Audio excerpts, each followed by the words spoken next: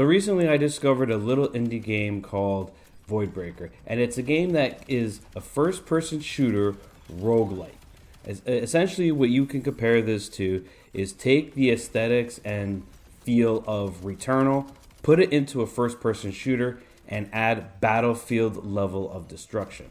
The destruction on this game, which you see on display, is absolutely nutty, and when you consider that this game is made by one person, it makes it all the more amazing because of the level of destruction that is here. Virtually everything on screen that is not the main environment can be destroyed. Virtually every building, every wall, every ceiling, every support beam can be destroyed. More importantly, the destruction in this game isn't just a gimmick or just for show. It is actual critical to your gameplay experience, because the only way to get enemies to drop health and ammo is for them to destroy the buildings, have the buildings collapse on them so that you can stagger them and then kill them, which will then allow you to receive your health and ammo. Furthermore, this is a game that is still in early access, so it still has a little bit of ways to go before release. That being said, the current entry price for Voidbreaker is $20 US, or it's on PC Game Pass if you really are that cheap and don't want to spend 20 bucks. But I'll tell you right off the hop that the $20 US price tag is most definitely worthy of the price, considering that it took me about 17 runs or so, or a total of about 10 hours just to beat the current build of the game.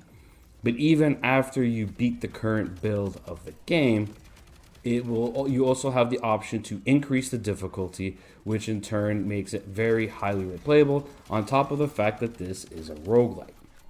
So one of the ways you customize your character as you progress through a run is you have a grid. And the grid is basically a grid where you find items through completing areas and clearing them and opening up chests, and you choose one of the randomized items to fill it in. Some of these items are pretty simple, such as adding a scope, but others add some serious buffs.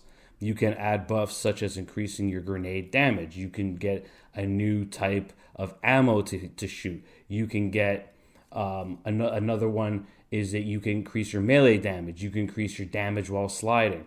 There's all sorts of things that you can do and all sorts of combinations and permutations.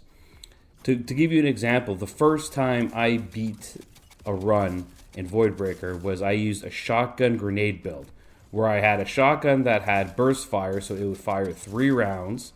I had another item that increased the first 3 bullets of the damage by 100%. I had increased my damage of my grenade by 90%, increased the damage radius of the grenade, as well as add cluster bombs after the nade, all to annihilate enemies. Oh, and by the way, I also had bullets that could freeze the enemy. So it's safe to say that I would just get in people's faces and annihilate them with one burst of my shotgun. That's pretty much what I did, and then I would just spam the grenades with them because of the amount of damage and stagger that those grenades were doing. So it's just one example of how the builds in the game can change how you play. On top of this, you also have permanent builds. These are, or hacks, if you will. These are things that you can only unlock at the beginning of a run, and it stays with you the entire way. So things such as you earn more currency from a box, more health that you replenish from completing an area, more health in general. You also can get a grenade cooldown, dash cooldown, all sorts of things like that in your base of operations that will allow you to customize and have permanent upgrades as you transition from run to run to run. That being said, this game does have a story. Now, I don't want to dive too much into it, but the story is pretty decent. It's pretty, nothing spectacular, but definitely good enough. Keep in mind that the story is not yet complete, as we only have 3 biomes, and according to the roadmap of this game, by the time it launches, it will launch with about 5 biomes, is my understanding. So there's still more stuff to do. As for the bosses themselves, so this is a roguelite, you go through, you have your map, you choose your path on how you want to go about it, and eventually you fight a boss. The bosses themselves, this is where the game feels like Returnal the most.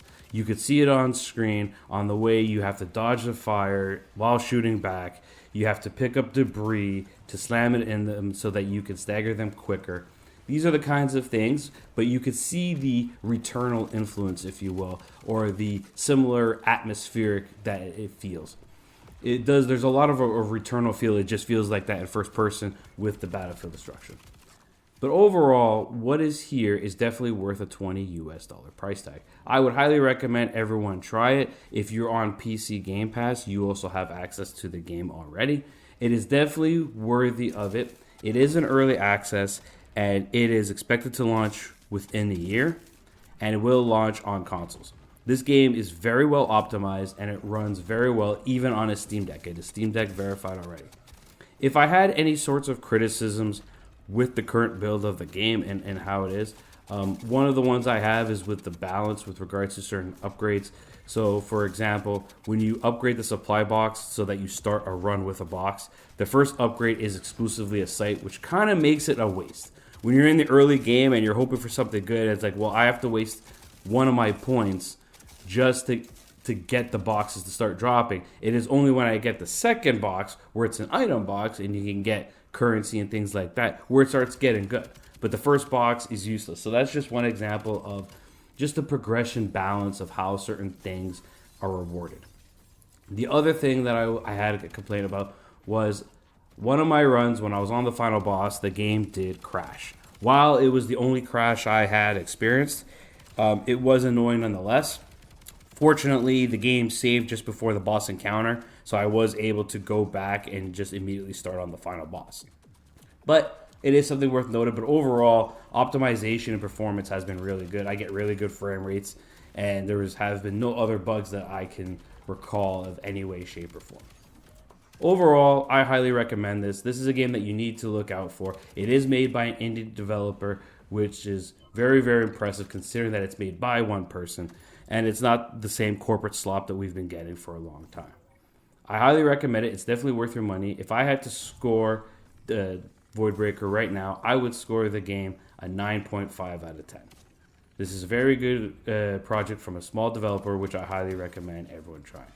This is Veteran Gamer, and I hope to see you guys next time.